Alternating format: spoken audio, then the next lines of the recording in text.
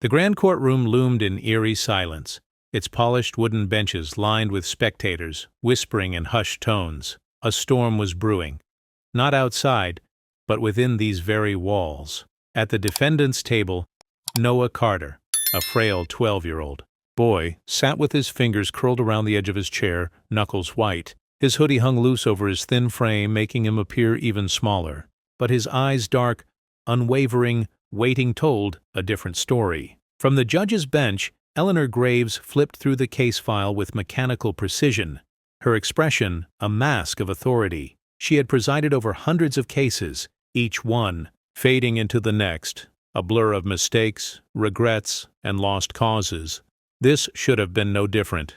Trespassing, resisting arrest, another troubled kid making the wrong choices. Yet something about the boy unsettled her. It wasn't his posture, nor his silence, it was his eyes. They held something she couldn't quite place. A weight, a knowing, a memory. Her voice, sharp as a gavel's strike, shattered the stillness. "Defendant, state your plea." Noah inhaled deeply, his chest rising as if gathering the strength to lift the weight of the room itself. "Not guilty," he said. His voice, soft but steady, echoed louder than it should have. A flicker of something, doubt, recognition, flashed across Eleanor's face before she smothered it. But she couldn't shake the uneasy feeling curling at the edges of her mind. As the trial began, the courtroom seemed colder, the air heavier. Eleanor tightened her grip on the gavel, trying to steady herself. She had no idea that in mere minutes her entire world was about to be turned upside down. Here's the enhanced cinematic version with stronger suspense, sharper dialogue, and deeper psychological tension while maintaining the structure. The prosecutor's voice was steady, clinical. "Just another case. Just another crime. Your Honor," he began, flipping through a stack of documents. "The defendant was found trespassing in Silverwood Estates, a gated community where he had no legal or personal ties. When confronted by law enforcement, he refused to explain his presence." A hush spread through the courtroom. Eleanor Graves sat motionless at the bench, her expression unreadable, but inside something was shifting. She could feel his eyes. Noah Carter. He wasn't just listening to the charges against him. He was watching her, unmoving, unblinking, waiting. Eleanor kept her gaze on the prosecutor, determined not to acknowledge the boy's stare. And yet, a strange, unshakable feeling crept into her chest. "Why does he keep looking at me like that?" Thus, prosecutor continued, "Security footage confirms he entered a private residence after dark. He was alone. He took nothing, broke nothing. When officers arrived, he was simply standing there." The prosecutor turned to Noah, eyes narrowing. "And still, to this moment, he refuses to tell us why." A flicker of movement. Noah tilted his head ever so slightly, his fingers curling into his sleeves. Eleanor clenched her jaw. "Enough of this. Do you have something to say, young man?" Her voice was sharp, precise, designed to cut through the thick silence. Noah hesitated. His lips parted slightly, then closed. His fingers tightened into fists. A slow inhale, a slow exhale.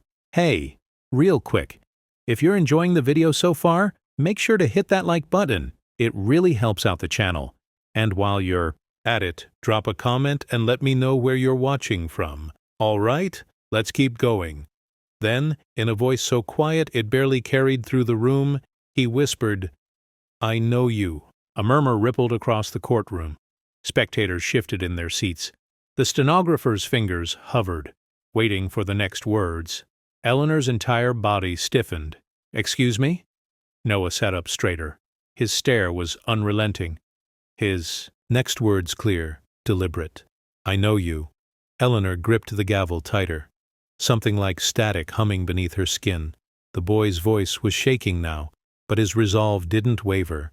Then he said it, the words that would fracture everything she had built. "You're my mother."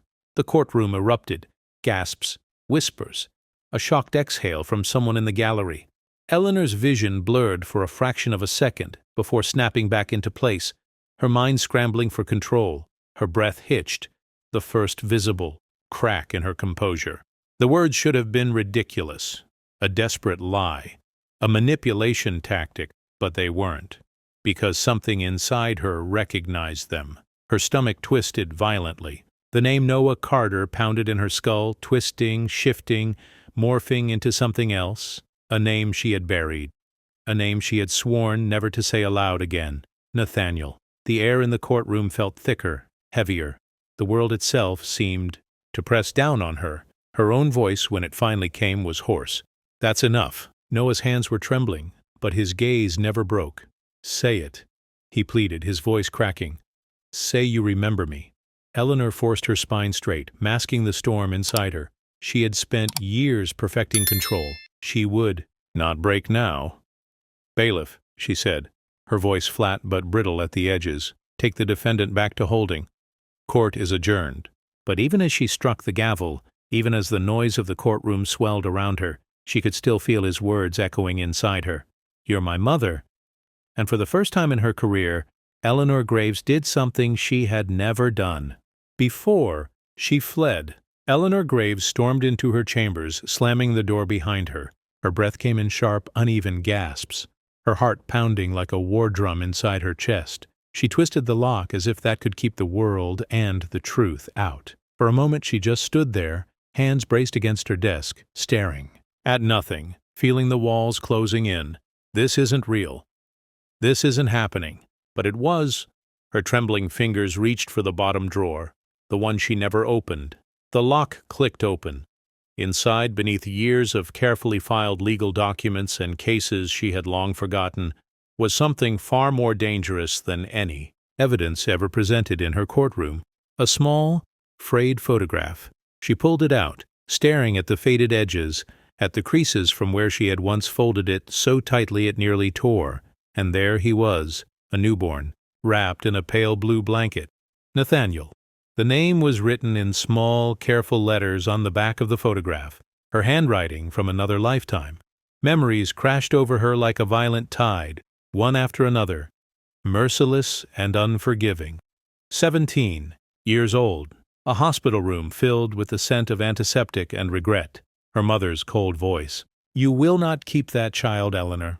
The moment she signed the papers, her hands shaking so hard she barely recognized her own signature.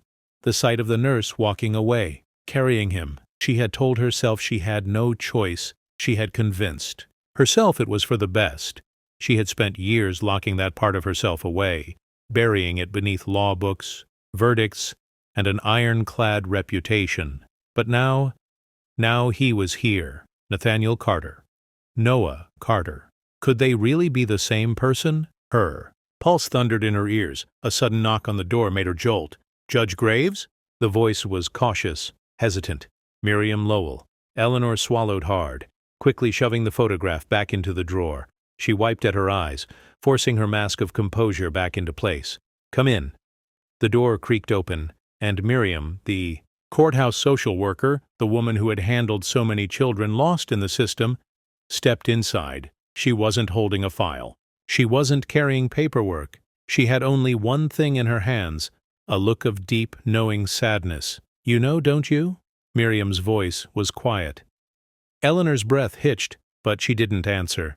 Miriam took a careful step forward. "Noah isn't lying." The room tilted. The floor felt unsteady beneath Eleanor's feet. She gripped the edge of her desk, her voice barely above a whisper. "Tell me everything." Miriam exhaled slowly, as if bracing for impact. He was never adopted. Eleanor's heart stopped. "What?" Miriam nodded grimly. "He spent his entire life in the foster system, bounced from one home to another, forgotten." Eleanor's stomach twisted violently. No. That wasn't possible. That wasn't what was supposed to happen. He was supposed to have a family, a good one. Parents who would love him, raise him, give him a life better than what she could have given at 17, but instead, he had been alone for 12 years. Her knees felt weak. She barely made it to her chair before sinking into it, her hands shaking as they covered her mouth. Miriam hesitated before stepping closer. "He's been looking for you, Eleanor." Eleanor's eyes shot up, wide, desperate. "Why now?" Miriam sighed. "He found an old case file at a group home. It had your name on it. He knew you were his birth mother before he ever walked into this courtroom." Eleanor couldn't breathe. All this time she thought she had locked the past away, but it had never left. It had just been waiting, and now, standing in her own courtroom, looking at her with those familiar, haunted eyes, Nathaniel had finally found his way back to her. Eleanor's voice was razor-sharp. "Tell me everything." Miriam hesitated, but the weight in her eyes told Eleanor that she had been holding on to this truth for a long time, a truth that had finally caught up with them both. She exhaled slowly, as if bracing herself. Noah, Nathaniel, was never adopted. Eleanor's breath hitched. Again. Miriam continued, her voice careful, measured. His file was sealed. His foster families never knew where he came from. Your name, your connection, was buried. Buried. Just like she had buried the past. Just like she had buried him. A thick silence filled the room, pressing in from all sides. The air itself felt heavier. Eleanor's fingers tightened on the edge of her desk. "Then how did he find me?" Miriam hesitated, then said something that sent a cold shiver racing down Eleanor's spine. "He wasn't looking for you. He was looking for them." Eleanor's brows furrowed. "Them?" Miriam swallowed. "Your parents." Eleanor's heartbeat stumbled. "That's impossible." Miriam shook her head. "The house he was caught trespassing in, it wasn't just any house. It belonged to your parents." Silence. The words settled like a storm cloud inside Eleanor's chest. The past wasn't just knocking at her door, it was tearing it off its hinges. She shot up from her chair, pacing, her mind racing, the walls of her chamber suddenly too tight, too small. Nathaniel had gone looking for her parents, the same parents who had forced her to give him up. Why? What was he looking for? A sickness curled in her stomach. Did he know the truth? Did he remember something? Her hands trembled as she pressed her fingertips against her temples, willing herself to stay in control. But control was slipping through her fingers like sand. Miriam's voice was quiet, but firm. "He wanted answers, Eleanor." Eleanor turned, her stare hard. "He broke into a dead couple's house looking for answers? What the hell does that mean?" Miriam met her gaze evenly. "It means you're not the only one haunted by the past." The words struck deeper than they should have. A slow exhale. Eleanor closed her eyes, forcing logic back into place. Think. Noah had risked everything to get into that house. Not a courthouse, not a police station, the house. The place where it all started. She didn't believe in coincidence. Not anymore. Eleanor grabbed her coat and turned for the door. Miriam frowned. "Where are you going?" Eleanor didn't stop. "To find out what the hell my son was looking for." And with that, she walked out, straight into a past she wasn't sure she was ready to face. The air inside the holding cell was stale, thick, with the weight of unspoken words. Noah sat on the metal bench, his hands resting limply in his lap. His posture was rigid but not afraid. He had been here before. Eleanor stepped inside, the door clanking shut behind her. The dim light flickered overhead, casting sharp shadows against the cold cement walls. She had faced murderers, thieves, criminals of every kind. But right now, she had never been more terrified. Noah didn't look at her. Eleanor exhaled, steadying herself before she spoke. "You were looking for something?" Noah remained silent, his fingers tightening slightly. She took a slow step forward. "What was it?" Still, he said nothing. A muscle in Eleanor's jaw tensed. "Damn it, Noah. What were you looking for in that house?" Finally, he spoke. His voice was quiet, but sharp enough to cut through bone. The truth. Eleanor's stomach clenched. She had spent her entire life running from the truth, and now, this boy, her boy, had spent his life chasing it. Noah leaned forward, resting his forearms on his knees, his head still bowed. "Someone told me that. If I wanted to know who my real mother was, I'd find the answer in that house." Eleanor's breath caught in her throat. "Who?" Noah finally looked up, and for the first time, Eleanor saw it, the rawness, the exhaustion, the years of bouncing from home to home, searching for her. "I don't know who," he admitted. "A man. He came to one of the group homes months ago, said he knew things about me, said if I wanted answers I'd find them in that house." Eleanor's pulse quickened. This wasn't just about her and Noah anymore. Someone had sent him there. Someone had wanted him to dig. Her mind spun, connecting dots that shouldn't have existed. "And did you," she asked, her voice lower now, "did you find anything?" Noah gave a small, hollow laugh. Nothing. That single word hit her like a hammer. Nothing. She had spent years trying to erase the past. And now, when her son went looking for it, there was nothing left. Eleanor swallowed hard. "Noah." His body stiffened. Then, in a voice that barely rose above a whisper, he asked the question that had been waiting to be spoken since the moment he walked into her courtroom. "Why did you leave me?" The walls closed in. Eleanor had stood in countless courtrooms, delivered verdicts that had shattered lives. But this was the moment that shattered hers. She opened her mouth, but no words came, because for the first time in her life, Eleanor Graves had no answer. The courtroom was suffocatingly silent. Not the usual kind of silence, the respectful procedural quiet that came with legal proceedings. No, this silence was weighted. Electric. Every single person in that room could feel it. Because today, Judge Eleanor Graves wasn't just presiding over the case, she was part of it. She sat at the bench, her mask of control slipping at the edges. Below her, Noah Carter sat at the defendant's table, his hands clenched into fists, his face unreadable. The prosecution stood. "Your Honor, given the defendant's history and the nature of this crime, we request that he be remanded to juvenile detention." The words barely registered. Juvenile detention. The phrase punched through Eleanor's chest like a blade. Noah had already been through hell. Foster homes, abandonment, years of unanswered questions, and now they wanted to lock him away. She could feel the eyes on her, waiting, watching. She needed to respond. She needed to do something. But before she could open her mouth, a soft, trembling voice cut through the room. "I have something to say." The words were brittle, laced with age and hesitation. Eleanor's breath caught. Because that voice, she knew it. Slowly, she turned her gaze toward the front of the room, and there, standing just beyond the rows of courtroom benches, was a woman she hadn't seen in years, her mother. A hush spread through the gallery. Whispers crackled through the air like sparks in dry wood. Eleanor's entire body locked in place. She couldn't move. She couldn't breathe. Her mother, Margaret Graves. Frail, smaller than Eleanor remembered, shoulders slightly hunched, the weight of the past pressing down on her.